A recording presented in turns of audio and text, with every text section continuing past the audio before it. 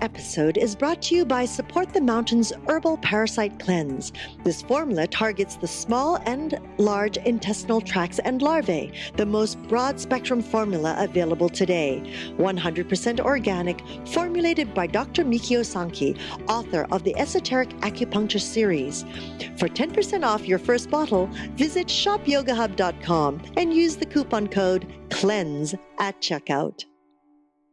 Hello and welcome to YHTV's Magical Medical Tour. Thank you for joining us today. I'm Christina Suzuma, and with me is our wonderful medical guide, Dr. Glenn Woolman. What's up, Doc? I got you first. You did. You did. Well, I'm getting used to it, though. After 120 shows, I'm just starting to get it. But who can predict what will happen on our next show? I never know. Greetings, everybody. Welcome to Magical Medical Tour. I'm Dr. Glenn Woolman. Along with Christina, I will be your host as we travel through another quadrant of the healthcare galaxy in search of optimal health. And today we're going to be looking at healthy marriages and relationships with couples. We're going to be meeting and talking with Tim Patterson, a licensed marital and family therapist. Christina, if anybody wants to get married or find out how to stay married, what should they do today? Stop. No. Well, we'll see if Tim agrees with that. That's the dialogue. Oh, my. Don't do it. Stop. Don't do it. Well, at any time during this show, you can feel free to ask a question or make a comment simply by scrolling down on your screen and typing it into the comment box. Now, make sure you click submit, and no matter what year or when this is, we'll make sure that the question or comment goes directly to whomever it's addressed to, whether it be our special guest or Dr. Woolman or ourselves. And if you're listening to this as a podcast, please feel free to give us a call at 818-LETS-TALK. 818-LETS-TALK. Thank you, Doc. You're welcome. So this is Magical Medical Tour, and we're always looking for things about health and optimal health and healing. And certainly in our culture, marriage is a very important part of that. And if people are healthy in their life and healthy in their marriage, it makes for a better community. So we're going to today speak with Tim Patterson, who's been practicing marital and couples therapy for over 32 years and still going strong. Welcome, Tim. Hi, Glenn and Christina. Thank you for having me. Oh, well, thank you for being here. It's a delight to be here. Honoring our global community. That's right. Yeah, that's very exciting. Thinking maybe we'll do a group marriage today. If everybody calls in, can you marry people? No, I'm not actually authorized to marry. Maybe Segovia or Christina. But you can be, though. I could be. You could be for the day. If I wanted to, yeah. Oh. I usually come in, after the fact to mop up. How about before the fact? And sometimes before too. Yeah, that's good. It's a very good idea. Really smart, right? It's a very good idea to do some premarital counseling if you're heading in that direction. Yeah, we're going to talk about that. I have a lot of questions about that today. Mm-hmm. Tim, as the medical guide, I always like to suggest to people where we're going to go today. So first, we're going to learn a little bit about you, how you got into the therapy, and what brings you the joy in it. We also want to help some people that might be interested in becoming something like you, a marriage and family therapist, and what the criteria would be. And then we want to get into the actual core of your type of practice and how you work in family therapy. We had a former episode 61, with Ann Diamond, who was a marriage and family therapist. And I would suggest to others to go to that show to put the two of these together and get all the things you'll probably need to have a perfect marriage. And then we'll... Good luck with that. I was going to say, there's such thing. Maybe we should have named this show something different. I didn't realize. We're going to hopefully improve them, though. There you go. Oh, there you go. I like that. So how does that sound to you? Sounds great. Excellent. So, Tim, when did you decide to become a therapist, and specifically in marriage and family and couples therapy and relationships like that? And what gives you the joy in that? Okay. Well, going back to, I guess that story starts in the mid-'70s. I graduated from UCLA with my undergraduate degree in psychology, and at graduation, they called the School of Psychology, and half of Drake Stadium stood up. So I was thinking to myself, great, what am I going to do with this? Because half the world has this degree, and the other half needs it. It's perfect. Yeah, maybe. So I promptly went and got married before I even had a job. But soon after, went to work for a methadone maintenance clinic. And my job in that particular clinic was to track the people that would come in for their methadone and go through their charts. And they asked me to find, if I could, some kind of common thread, common denominator that seemed to run through the lives of these folks. And the only thing I really could find, but that really did stand out to me, was the fact that almost without exception, they came from broken families and a string of broken relationships. So their ability to make lasting, fulfilling, meaningful attachments was really impaired. And so that got me thinking in terms of the importance of coupling and the whole aspect of commitment to one another and how that plays out in marriage.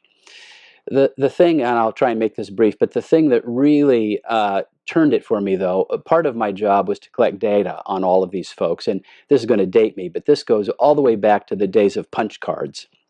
Some of you may remember punch cards. Oh, yes. And I would take this box of cards to the UCLA Computer Center and would run reports and run data and all of that stuff. And at the front of this box of cards, there was a gentleman. I'll say his name is Alan Beltran, just to make up a name. And wow, that was pretty good name making. Yeah, you could have stayed with Alan, but no middle initial. No middle initial.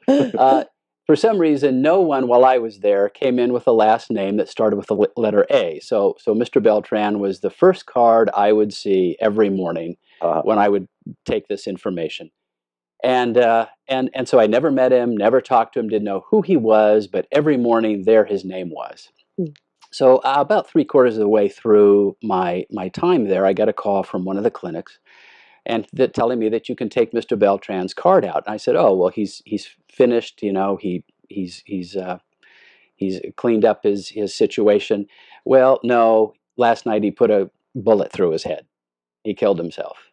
And that had a profound effect on me. Just the fact that there was someone who I had never known, never met, but whose life was gone. And I began to reflect on the fact that there must be something I can do to try and help people in my particular way of thinking, which is to help assist them to be in relationships that fulfill them and that are stable for them.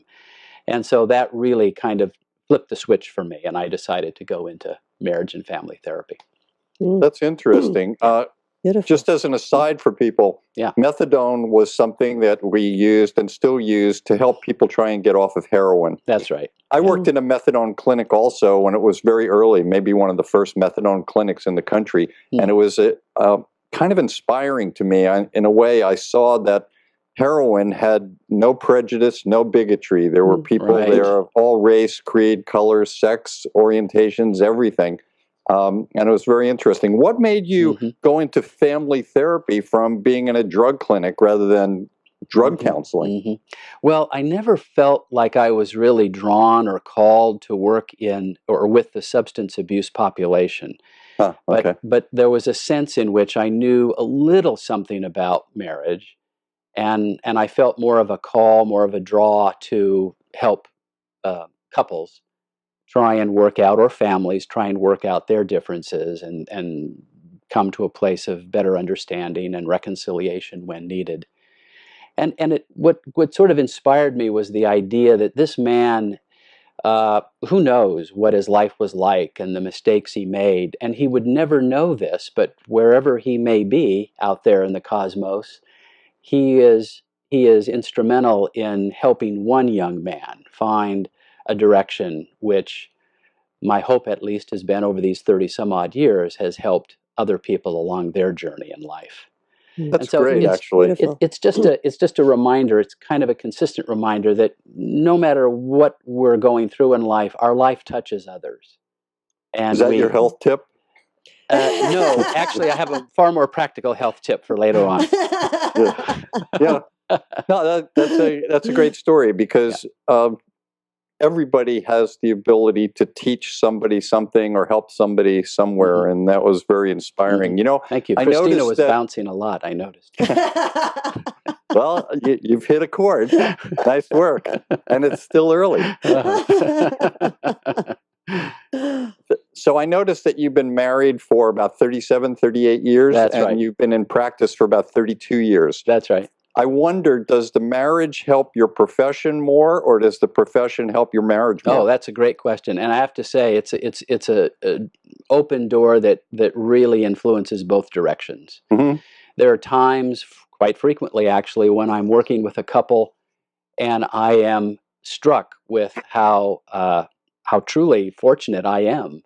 And you know, just well, fortunate's the word, you know, that I chose the woman I chose to be with. You know, just the sense that I can come home after a long day to that person in my life. And then on the other side of that, there are certainly times, you know, where we all have our low moments, you know, we're not our best selves, when what I know does actually, I think, help and influence the way I listen and the way I can therefore respond to her when she's not necessarily, you know, in her best place. And so it really kind of inspires both ways, I think. Do you ever use the "I'm the therapist" card? No. I learned very early on, when I was still in graduate school, not to go there. Yeah, I can't actually repeat what she said to me, but it let me know right off the bat that that's not who I'm to be. Yeah. No, we got that cleared up right away. I would say. Smart. Yeah. Very good. Go ahead, Christina. I was going to say that's perfect. Right before he even graduates, it's set. Oh, yes. That's right. Yeah, that boundary went down very quickly. Yeah, I like that. So just for those that are interested in potentially becoming a marital family counselor, what is the training for that, and is there continuing education? There is, yeah. Just before, if it's okay, before we go there, you had mentioned about what in the profession is sort of the magic for me. Yes. And there was something I wanted to share there insofar as usually when couples come to see me, they're sort of at their last effort. You know, they've done everything they can to try and fix things, and they haven't been able to. So there's a lot of despair, and there's a lot of fear, and there's sometimes a lot of hopelessness, and they're usually very caught in a pattern, which we'll talk about later, where they're really unable to listen and hear each other. And so what really gives me the juice is being able to help them understand those patterns that they've created between the two of them, and watch them move from guardedness and from a sense of their defensiveness to a place where they're softer and they're starting to open up to one another, and there's actually reconciliation that begins to occur. That really is the sort of magic that keeps the clinical work fresh for me. When you see their faces change and they suddenly become more open? That's right. And they start to rediscover, re-experience those feelings of bondedness and closeness and attachment that brought them together in the first place. That's really wonderful to see. It doesn't always go that way, of course, but when it does, that's a very exciting moment. I can see that. Yeah.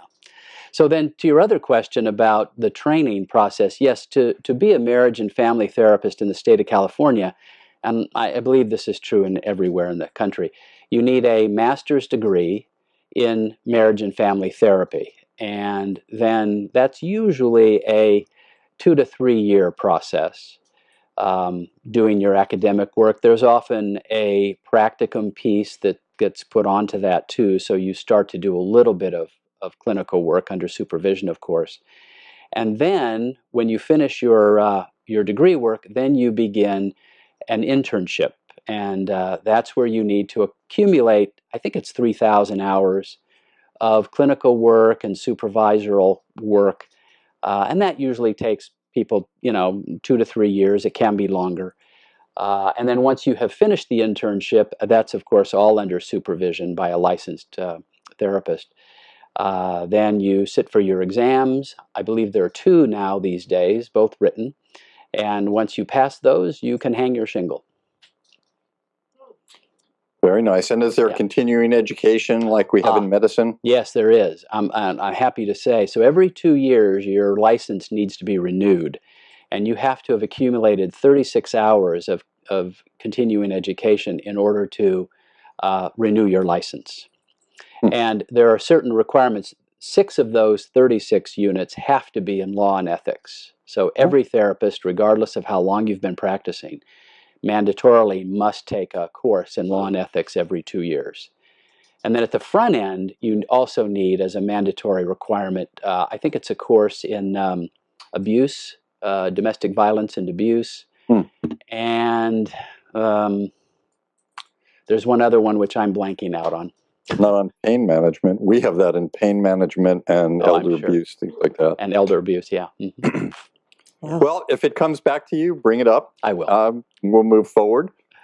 Before we get into the core of your actual therapy, on this show, we always talk, when we're talking with specialists in different fields of medicine, we always try to find the preventive things rather than, okay, you have your back surgery, we're going to be interviewing a specialist in back and spine problems soon, and we would want to know, are there things you could do ahead of time to prevent back problems? So is there sort of a way of protecting yourself if you're thinking about going into a marriage situation and relationship? What are the things that you should do ahead of time to prevent it from failing? Great. And in that question, at the end of that question, I'd like to know, have you ever met with any couple that you've actually said don't get married? Oh, that's a great question. Yes, well, I'll answer that one first. I have. Okay. They're rare, fortunately, but there have been a couple, 3 times when the couple who have come in for some premarital counseling are just so immature. They're really not ready to take on the rigors of marriage and the commitment that it requires. Really, marriage, like family, like parenting, is such a selfless act. There is so much necessity for selflessness in it that when you have 2 people who are really just completely self-absorbed and caught up in their own, basically the thought that the world revolves around them, there's little room for the partner. And so sometimes that presents itself as a couple who have great fun together, but that's about all they have going for them is the good time they share. That couple concerns me because there is little internal strength going for them in terms of their ability to listen to one another, to open themselves to one another, to communicate, to resolve conflicts, which are inevitable. And so they're rare, but a couple of times when I've had to suggest to couples that, no, this is not a good idea, maybe down the road a ways, but each of you need to do maybe a little individual work.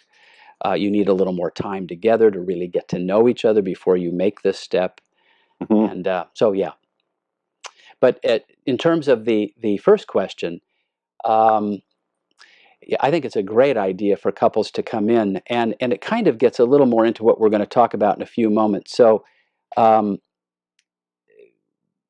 of the things that often comes up is that couples, before they marry, and they've probably not been together all that long, or maybe they've been together a few years, are very much feeling what I like to call the in-loveness, that feeling of wonderful romantic fervor. And maybe they've been together for a while and they've noticed that that feeling has begun to change or fade a bit, and so it creates a worry. Well, maybe we're not meant for each other. Maybe this is all a mistake. So we have to look at that in premarital counseling, because very often all that has happened there is something very natural, very normal, which is that they're moving from that kind of place of in loveness to really getting to know each other as real people. And when we get to know each other as real people, rather than who we want our partner to be or who we hope they will be, then inevitably we're going to run into differences, and those differences are going to create conflict between us. So one of the best things to do in premarital work, which is also consistent with what we do in marital or couples therapy, is we begin to look at the patterns that they create between the two of them and how they dysfunction in regards to their listening abilities and their ability to remain open to each other and not wall off and not become defensive and not counter-complain and do all of those things that tend to create very negative, very conflicted feelings in people. Excellent. Since marriage has already become a major institution, do you think that we should be teaching about many of the things that you talk about in the schools? And if so, how early should the training be? Oh, that's a great question. Honestly, not one I've thought a whole lot about, so it's just sort of coming off the cuff here. I would say it would be a very good idea to introduce some kind of a simple, basic curriculum about the importance of relationships and how to develop intimacy with one another, and probably in the school age population, that would be about learning how to be selfless, learning how to share what I have more, maybe learning a little bit about some of the fundamentals of listening to people and how to affirm or validate the feelings that other people share with you, rather than just promote your own opinions and ideas. So I'm not exactly sure what a kind of curriculum would look like for that, but as far as the age goes, I would say somewhere in the elementary school. That would be a great place to start that. I would say, as soon as children are able to grasp hold of the concept of sharing, the world doesn't just revolve around them. Be a great time to start that training. As you were saying that, I was thinking, forget about marriage. That's just great training for life. Yeah, that's true. Absolutely. Yeah, because you're going to run into that wherever you are. Really, I mean, the topics that you brought up, those are about just, everything with people is a relationship. So marriage is just one version. That's right. That's right. In fact, the things that I talk about that relate to marriages and couples are the same kinds of ideas and principles that relate to any relationship we have, whether it's in our workplaces or, amongst our friends, within our families. So let's get to the core. People come in to see you, and you have your way of working with people. You have an attachment theory that you talk about, right? Yeah, I'm really indebted to the really fine work of Dr. Susan Johnson and what she calls emotionally focused couples therapy, or EFT. Over the years, there are lots of schools of thought about how to do couples therapy, and I'm somewhat eclectic when it comes to that, trying to find the best approach for the particular couple, because obviously not everybody is the same. But this kind of theoretical core and clinical core seems to me to have been the thing that works the best. So it's a combination of attachment theory, what we call systems theory, and what we call experiential psychotherapy. So in terms of attachment theory, the way I would explain it is this. We're always, whether we're conscious of it or not, and most of the time we're not conscious of it, we're always emotionally navigating the separateness and the closeness that exists between the two of us.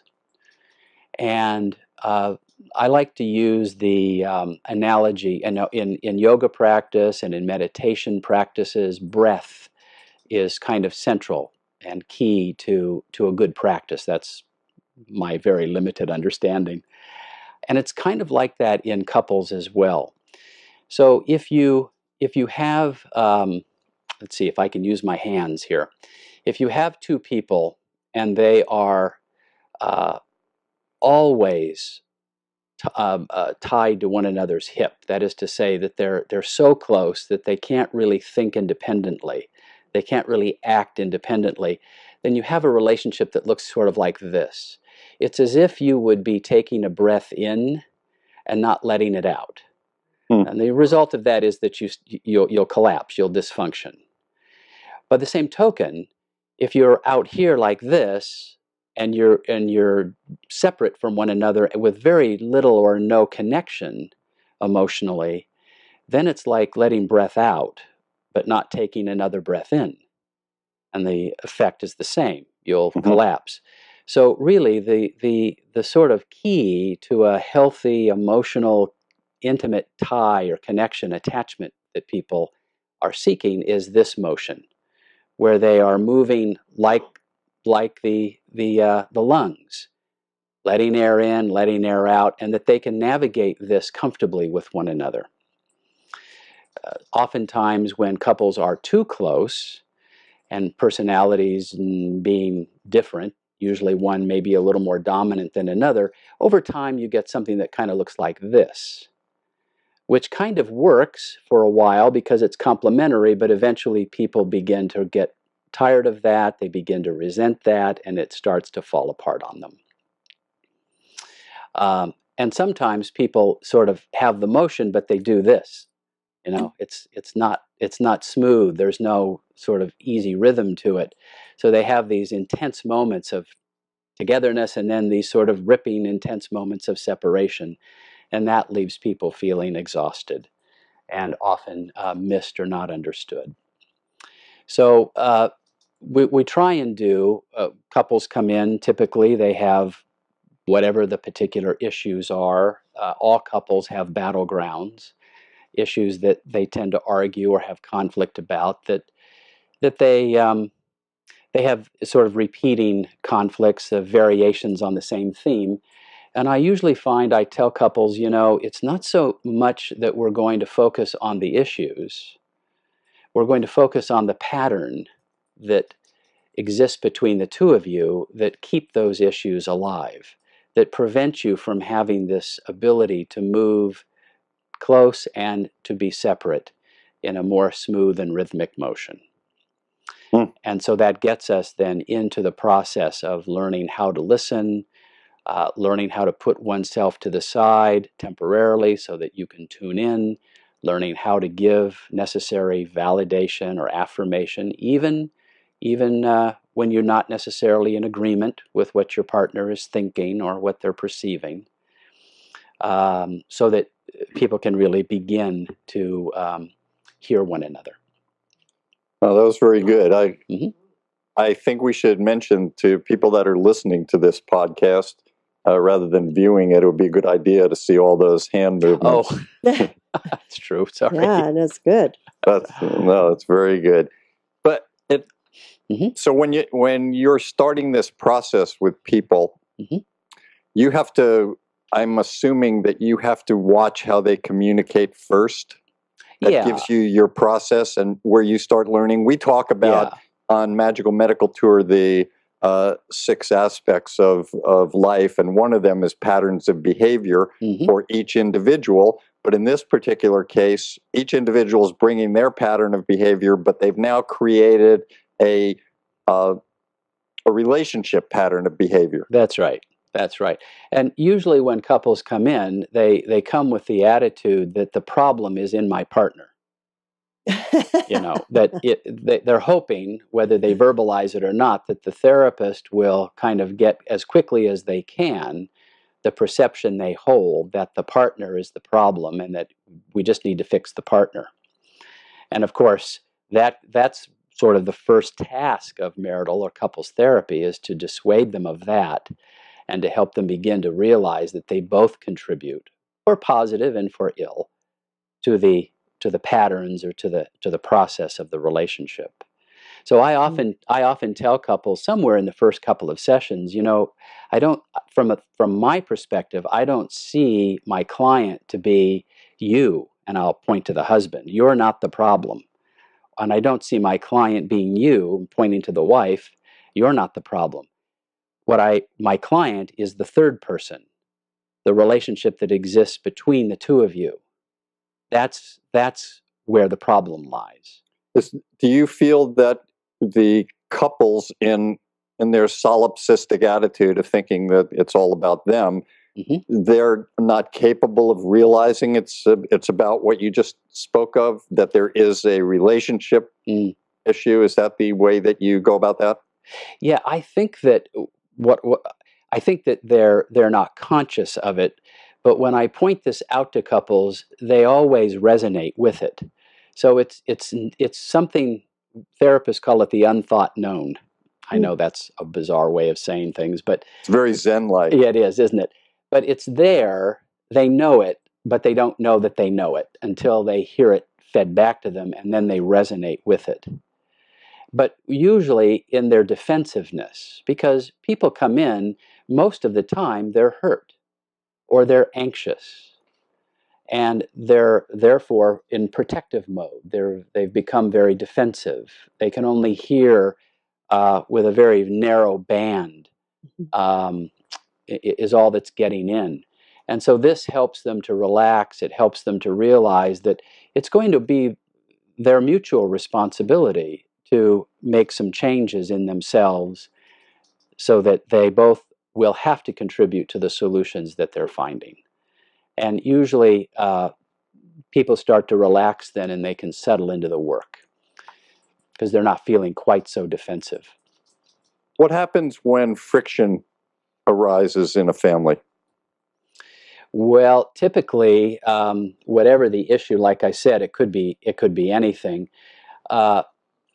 Somebody says something that the listener hears as accusational or critical, and it may be the person is trying to make a request, but they say it in a way that implies or is more directly a criticism of the individual. And so the reaction to that, you can imagine, is to become defensive, to counter-complain. Well, that may be true of me, but what about you? And so it sets off a pattern of defensive listening and defensive responding that escalates between the two of them. So the typical anatomy of a fight is that the couple will start on an issue, whatever it may be. It could be some minor thing. After they are in this defensive pattern long enough, they start to attack one another's characters. So they start to make comments about the personality of the partner that are disparaging or critical. And as that escalates and goes on, and usually by now things are getting very heated up, then they will start to attack the relationship itself. And this is usually when you hear things like, well, maybe this was just all a big mistake. Or if this continues, I'm going to have to leave. We should get a divorce. And then usually that really escalates things, and then either the fighting gets very ugly, or one person takes off and leaves.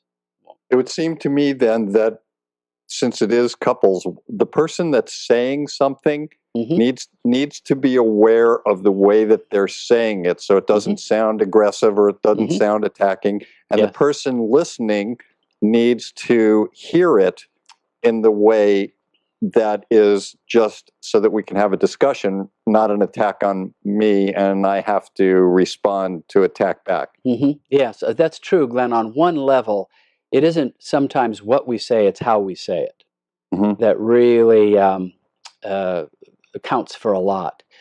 The most common pattern I see is that one person in the dyad, and usually this has to do with history, how they were raised and the various influences they had growing up, which is why, by the way, we do spend some time taking some history to get to know a person's background, because we all bring our luggage to relationships and we unpack them whether we're conscious of doing that or not. We all do that. So usually there is someone who grew up where in their significant relationships, it's usually with caretakers, they perhaps didn't feel that their emotional life, the expression of their feelings, was getting through or mattered very much. Maybe that caretaker was unavailable or absent much of the time, and when they were sort of detached. So a person will learn as they grow up to suppress what they feel, to diminish the importance of it, to even dismiss it in themselves, and therefore they'll tend to dismiss it in other people. At the same time, the other partner may have grown up with someone who was sort of intermittently there. What I mean by that is sometimes the caretaker was available and responsive, and sometimes they were absent or unresponsive. It was sort of unpredictable. And interestingly, what we find in attachment theory is that those folks tend to get very triggered, very emotionally aroused with anxiety and almost sometimes to levels of panic. And so they're sort of desperate to create a closeness or a feeling of being heard and being understood. So when you have these two people together in a relationship, you can kind of imagine what goes on. If one person is trying to get heard and perhaps doing that in an aggressive way or in a critical way, and the other person is trying to diminish or dismiss the importance of all of that and trying to get away from it, you can see where the one person is playing right into the Achilles heel of the other and vice versa. And so the result of that is that they really can't listen to one another, and usually what happens is that the party who is more dismissive in their approach will not be able to stay in the conversation, and they will want to leave, and the other individual will go after them to try to continue the conversation. And so they get stuck there. Yeah. Yeah. I want to go back again to the Sure. to before the marriage situation. Mm-hmm. It seems to me, aside from having a class or a course on marriage and communication, maybe there should also be something on how to pick the right person. You know, we see a person that will find the alcoholic, abusive person, and they get rid of them, and they find the next one, and they keep going in the same pattern of behavior.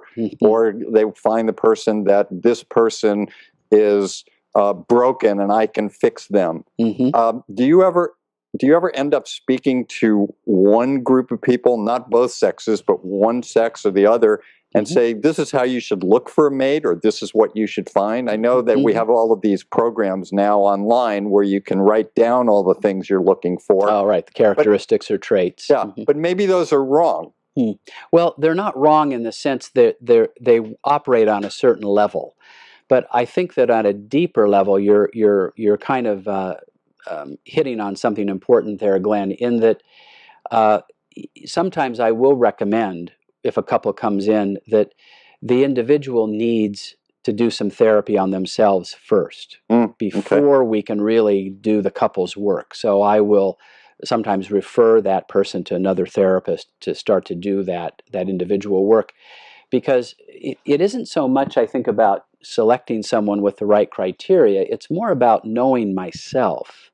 Right. And knowing what my influences were, and a little bit about where my strengths are, of course, but also where I'm vulnerable.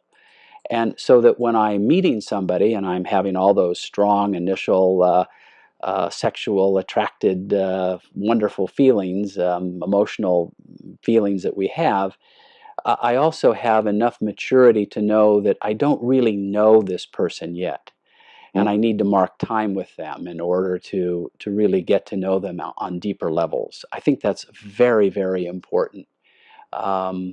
Even if someone, it happens, you meet somebody and you're smitten and you just say, this is the one, and it turns out that they are, it's still a good idea to really have known, to know yourself and to get to know them, so that some of these patterns can be addressed.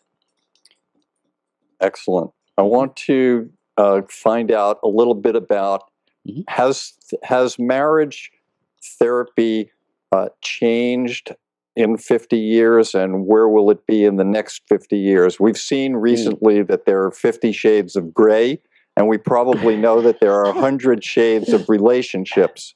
So if somebody Right. came to you and a couple that loved each other and wanted to be married, but the woman was saying, I want a polyamorous relationship so I can see other men, and the man says, I want to occasionally be in a homosexual relationship with other men, but the two of us want to be married. Would they see you, or are there specialists out there that deal with some of these new types of concepts, you know, like a Dan Savage might be, even though he's not a therapist, he seems to give really good advice and understanding of those situations. Would they still see someone like yourself, or is there something different? No, they could. I mean, what I try and do is understand a couple that come in, you know, and not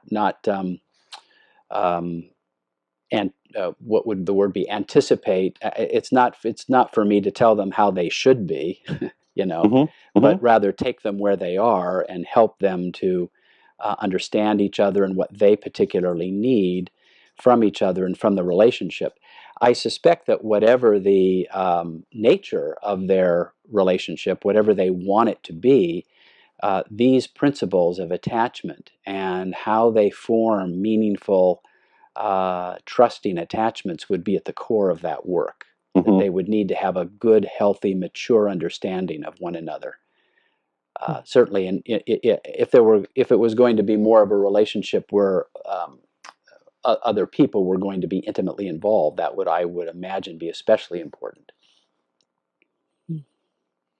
Tim, I have a question about, Sure. you know, because kind of tagging on to what Glenn's last question about how, you know, the way culturally that the different societies are beginning to change, you know, marriages, you know, could be between two people of the same sex, etc. But also, do you find that more and more people are moving towards therapy? Because I do know at one point growing up, therapy was, there's something wrong with you if you're going to therapy. The stigma, right. Right? I mean, it's just that. And as it expands, would you see yourself doing therapy, for example, online, like what we're doing right now? Oh, yeah, sure. So just to kind of go back to what Glenn was saying there a moment ago, yeah, I think that 50 years ago, there really wasn't any marriage or family therapy available. It really didn't start to come into existence until about the early to mid 70s. Wow. Before that, people would just go to their clergy person if they had one. Oh, that's right. Yeah, to talk about whatever their you know, issues were. So it's really, as a profession, as a discipline, it's really very new on the scene. And certainly it has become, as you're suggesting, far more accessible to people. It used to be back in the 50s and 60s that the psychoanalytic method was sort of the thing that people went to for therapy. And yes, the idea was, well, you have to have a mental illness to do that, or some sort of a neurotic problem. And few people could afford it because the method was 4 or 5 times a week for 2 or 3 years. And so it wasn't something that was really accessible to most people. It was sort of only available for you know, people with a lot of cash. And so certainly we have been able to broaden the types of therapy and the accessibility of the therapy process for people. And that's been true too in the marriage and family field. And you see it going online? Oh, yeah. And yeah, as a matter of fact, I have a client in Dubai who I see every week through Skype. That's great. Another couple in Japan, and a couple of people up in Northern California. So I was very leery of Skype at first, but I find that, you know, because you have most of the visual cues that are necessary, that it's a pretty effective way to do therapy. Phone therapy is another option, although I don't care for it as much myself, because you don't have all of the visual cues, and they really do communicate a lot to us Mm. when we're having particularly intimate conversation. And it gets very cumbersome to do that with a couple, even with a conference call type of thing. But not to say, it can't be done. I do that in a pinch. Mm. So yeah, I mean, Wonderful. I think certainly technology can be a useful thing. Wouldn't that be nice? You have your office and people just Skype in. Yeah. Well, and I this isn't my field, so I don't know that much about it, but I know that people that do life coaching Yes. have been doing this sort of work through the phone, and I'm sure they use FaceTime and Skype and everything else. They've been doing that for a number of years. It's quite a common practice. Yes. So. Oh, good. Well, we'll be your platform. Yes. There you go. There you go. Tim, Yeah. it's clear that it's important to pick the right mate. How does one pick the right therapist? It's a great question. Well, I think it's a good idea if you want to engage therapy to shop a little bit. A lot of times people, because of the cost, want to go through their insurance carrier, which is completely understandable, and they want to find someone in their network. And it's a little like just picking a name. And most people aren't very comfortable with that. Years ago, I used to advertise in the Yellow Pages, but I don't do that anymore because that's not how people really choose their therapist. It's more word of mouth. It's more, well, I went to this person and I had a good result, and I think it would be good for you, or you'd have a good experience.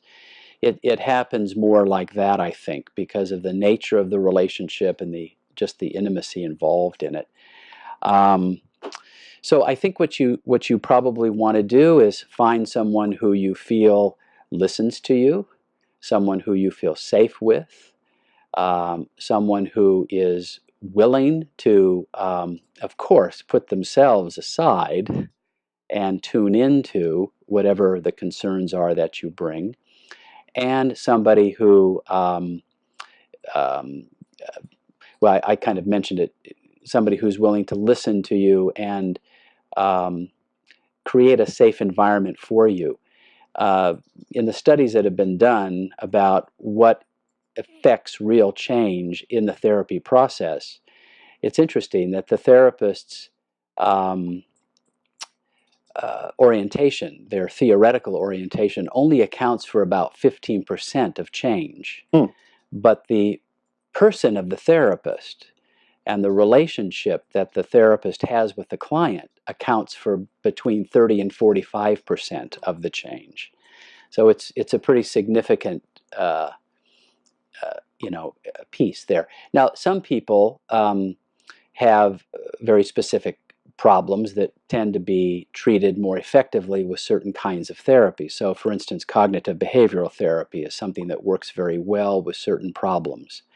The kind of work I do works very well with certain kinds of problems. So it also depends a little bit on the specialty of the therapist. So you want to inquire about what the therapist does, what they're comfortable doing, and whether, of course, they're comfortable working with the kind of concern that you have. What's an average amount of time that someone should see a therapist? I mean, is this where you're going to be part of the marriage? It's going to be... Good Lord. Or is it... that would be like a Twilight Zone episode, Glenn. Take your therapist home with you. Yeah, really. Well, that might be the answer in the end. I don't think so. Oh, okay. So I'm sorry, I got derailed there. What was the question? About how many sessions do you how many sessions? I mean, let's talk first premarital, then during a problem. Okay, so premarital therapy or counseling, I usually do somewhere between 4 and 6 sessions with a couple. I like to use a little instrument called the Prepare, which is just a little paper and pencil inventory that takes a look at various categories that are relevant to a couple that are considering marriage. And it does take a little look at their internal strengths and what I think of as sort of their external strengths, which would have to do with, say, with their leisure activities and things of that sort. So about 4 to 6 sessions. Couples therapy, it really depends on the severity and the nature of the problem. So it's kind of hard to predict, but I would say most couples somewhere between 12 and 24 sessions usually can get to a point where they're listening to each other and where they're understanding themselves and their partner in a new light, and they're at least able to sort of take the work from there and begin to apply it to their daily lives. Some people decide that they want to just continue, because they're getting a lot out of it, and they get into other issues, other things that come up, whether it's historical or other key relationships they have currently in their life. So it all depends, but somewhere in that 12 to 24 range, I would say. Does insurance cover therapy? Yeah, usually, yes, it does. It, of course, depends on the plan you have, Sure. But there's usually some sort of benefit for outpatient mental health. Yeah, and it used to be that insurance companies, I'll use the word discriminate, you would discriminate against marital therapy or family therapy. They would only pay for individual therapy. But the laws have changed there, so now they will pay for either couples or family therapy. So that's been an improvement. Mm-hmm. Oh, that's very good. Yeah, it's good to hear that. I didn't know that. But that's the way that they play it out, so that it's more of a therapy, mental therapy, rather than relationship. That's the way they could play it out in the insurance process. Yeah, pretty much. Okay.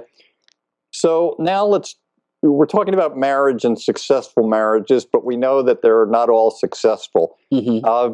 What are the early warning signs that should tell a couple that maybe they need therapy because they're heading in a direction of disaster? Oh, okay. That's a great question. So going back to the idea of the patterns that they create between the two of them, usually what happens is that one or both begin to become very guarded. And as they kind of progress along this guardedness with one another, and they feel the separation emotionally between the two of them, a lot of times then that will create or produce a defensiveness, a kind of conflicted defensiveness within the relationship. And if they don't start to get into some work then, and they sort of ignore that, they can begin to start to turn away from one another. And usually that really distresses, if not both, at least one of the people in the relationship, and that's usually when I'll get a call. Mm-hmm. So there's sort of that progression that happens. So what are some of the other early warning signs? Well, certainly if there's abuse that begins to happen, that doesn't necessarily just mean physical abuse, of course. That's sure. that must stop. But also if there's a kind of emotional abuse, manipulation, control that comes into the relationship, those are all indicators that they need to get some help right away. Okay, so they've come to you, they've gotten the help. Mm-hmm. Are there ever times where you actually say you should separate, you should divorce, mm-hmm. and mm-hmm. How do you get somebody? Do you do divorce therapy? Mm-hmm. I guess is the other way of saying that. Yeah. And part of my other question in this one mm-hmm. is if you hear the people say we're staying together for the kids. Yes. Is that healthy? Big question. Let me go back to the first, and I'll work up to that one if I can. Okay. Thank you. Yeah. No problem. So let's see. So the first part of that was, are there times when I've told couples that they really need to divorce? Right. That has happened. It's very rare. There's a song by U2 I love called "Miracle Drug." And there's a lyric in that song, if I quote it correctly, it goes something like, there's no failure here, sweetheart, unless you quit. Mm. So my sense is, and it's my bias as a marital therapist, that couples who did find an attachment with one another and have a bond, however eroded or however conflicted it may be, can, if they are willing, work through that and renew and reconcile and rediscover that bond that drew them together in the first place. Mm-hmm. But when one person, and sometimes couples come into couples therapy with one partner already having made the decision, not having shared it necessarily, but made the decision that they want out, basically wants to use the couples therapy as a way, a safe place to tell the partner that they're done and that they need to move on. Those are very painful, very probably some of the most difficult experiences that I personally have with couples. But sometimes that's what happens because they've just reached a point where they don't want to continue to try anymore. To answer the second part of your question, so I sort of divide it into two parts. There are times when couples have so much conflict between them. Things are so hot between the two of them that they just can't listen anymore to one another.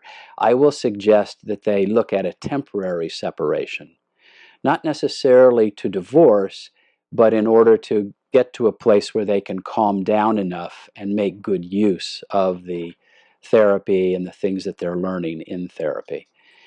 But clearly, if the relationship has become abusive, especially if it's a domestic violence kind of situation, then yeah, there needs to be separation, and often it's best that they perhaps go their own way.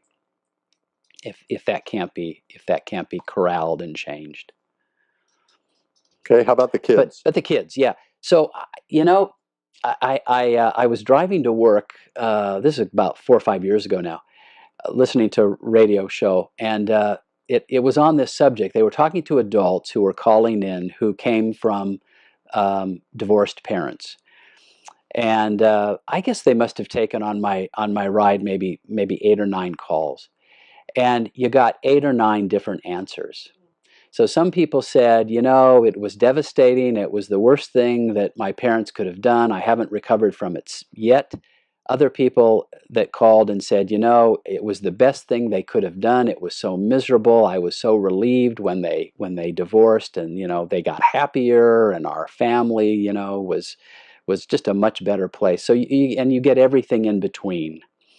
So I think it really depends on the two adults and how they address, if they're going to divorce, how they address the children to make sure the children know, it's not their fault, because children will immediately assume that if I had just cleaned up my room better, or if I just hadn't hit my brother the other week, maybe then they wouldn't be telling us that they're going to separate. So children really need a lot of assurance about that. And secondly, and just as important, to know that these children are loved by both parents and that they're not losing either parent. And so as long as the parents can do the best job they can to assist the children and be there for them and to create as little change in their life as possible, obviously living in separate residences is a big change, but to try and create as little change as possible so that mom and dad are still accessible in the neighborhood, so that we're not losing our friends in school, we're not moving out of the area or something like that, then the impact is lessened on children. And how the parents then deal with the inevitable pick-up and drop-off issues, or maybe there are new people that come into their lives, so you then have blended family issues that come up. As long as they are able to not use the children as some sort of an emotional football, bargaining chip kind of a thing, but can let the children be free to be on their own journey of growth and development, then I think kids stand the best chance of coming through a divorce unscathed. You ever bring the kids into the therapy session? Yeah, on occasion when it seems like the work calls for it. Yeah. Not, of course, to work on marital issues, but to work then on the family issues and the impact that if there's, say, a separation or divorce happening, how that might be affecting the kids. Yeah. Excellent. Mm-hmm. We're speaking with Tim Patterson, a licensed family counselor and marriage and couples therapist. We're coming near the end of our show, Tim, and we wonder if you have a health tip for us. You mentioned it earlier. Oh, wow, yes, I do. I'm really excited about this. Yeah, so it's so simple, really. I stopped eating wheat. Oh, good. Yeah, not easy to do, but I stopped eating bread and pasta and cereal, cakes and pies and all that wonderful good stuff. And I've lost 14 pounds over the last 4. I've been doing this for a little over 4 months now, and that in combination with a weight training and an enduro training program, I've lost basically what they call the wheat belly, which is terrific, and I feel good, and my wife's loving it. Oh, fantastic! So that's my health tip, and of course that's no great revelation there. No, it is a great revelation. All of our health tips are great revelations. Okay. But it certainly worked for me. Wow. Tim, was before you, as you were preparing for this show, was there anything that you really wanted to bring out that we didn't get to today, that you're not going to go home and have to go into therapy because we didn't discuss it? If there is, bring it up. I would just say it kind of goes to the different types of therapy, I guess. So one of the things that I think is true, and I've learned in terms of how the process of therapy has evolved, is the saying that insight is necessary but not sufficient. So people can come into therapy and they can gain insight and they can kind of get stuck there. But you have to be willing and able to apply what you know in your real time, in your real relationship, or your real life. And so I think it's very important that the therapy provide tools that allow people to operationalize their insights with one another. So I'm not adverse at all to creating little assignments that couples take home with them to do that help to kind of help them exercise their insights, sort of like building a muscle, and allow them to succeed and inevitably fail, because that's how we learn, through our mistakes, and then bring those experiences back into the work that we do to help them gain more insight. And in that way, I always tell couples that, I'm not a prescriptive therapist, so I'm not here to give you advice. I'm not here to tell you what you should go home and do. I'm not the guru with the answers. I'm more of a facilitator that helps you find the answers that will work best for you, based upon your developing understanding of who you are as a couple and as you are as individuals. Great. We needed that. Oh, good. Good. I think we needed that. Christina, any thoughts? We need those tools. I I don't think it's just about therapy. I think that those become life tools in our little chest, of wonderful things that we need to put in place.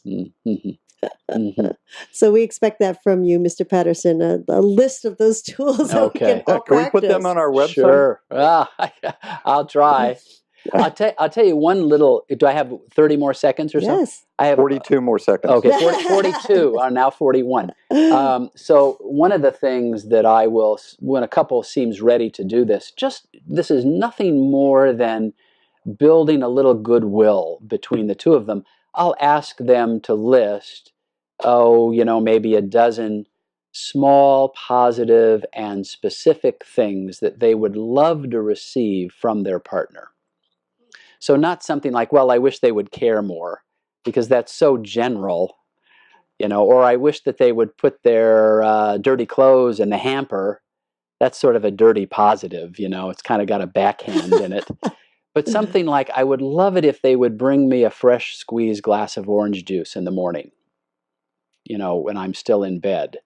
Or I'd love it if we would shower together. Or I'd love a back rub.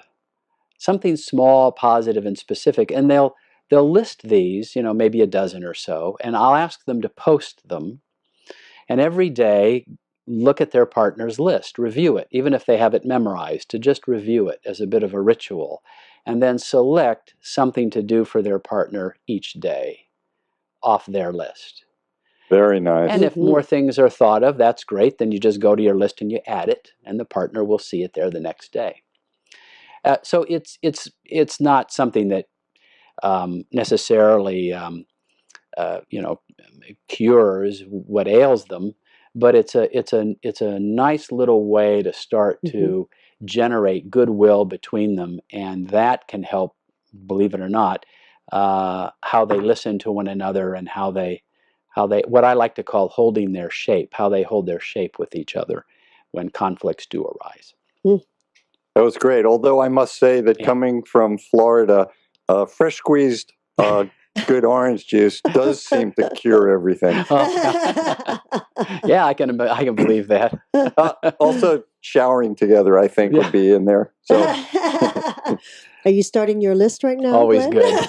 yeah, no, I've had my list forever. I have it tattooed all over me. Always good.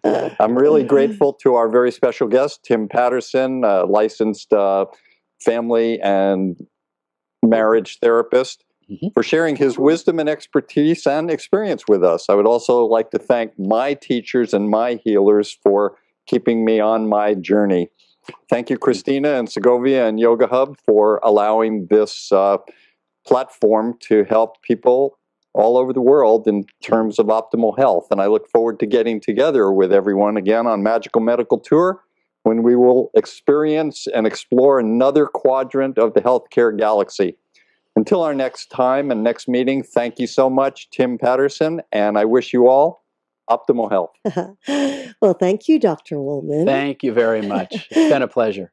Thank you, Mr. Patterson. This was a lot of fun. Yeah, now post-show, we're going to even have more fun. No, Outstanding. And of course, we would like to thank each and every one of you for joining us in this new platform of education and information. We're grateful for your continuous support, and we look forward to hearing your feedback on how we can serve you better. If you would like to get in touch with Mr. Tim Patterson and check him out as his therapy, he is on a website by the name of theravive.com. theravive.com. And if you plug in his name, Tim Patterson, he will come right up. Here in LA, he practices, I do believe, in 2 locations. So go for it. Give him a call. And if you would like to connect with Dr. Glenn Woolman, you can do so through his website, glennwoolman.com, where I do, of course, I always say, check out his Metaphor Square Breath, for you couples who are needing a little space and to get a little space within yourself to be able to breathe and think clearly. Metaphor Square Breath, it's wonderful. It gets you grounded and it helps you definitely strive through those hurdles. We would like to thank each and every one of you for helping us make the show what it is and bringing it to the 10th Annual Podcast Awards. Thank you all for voting. Today is going to be the last day of voting for the 10th Annual Podcast Awards. And if you can do so, that'd be super. And if you can't, we totally understand. But we thank you so much for your love and support. And we are always grateful for any feedback that you might have, your comments, your suggestions. Remember, you can put it into the site at any time, and we will get back to you. Or you can give us a call at 818-LETS-TALK. 818-LETS-TALK. Until next time, namaste.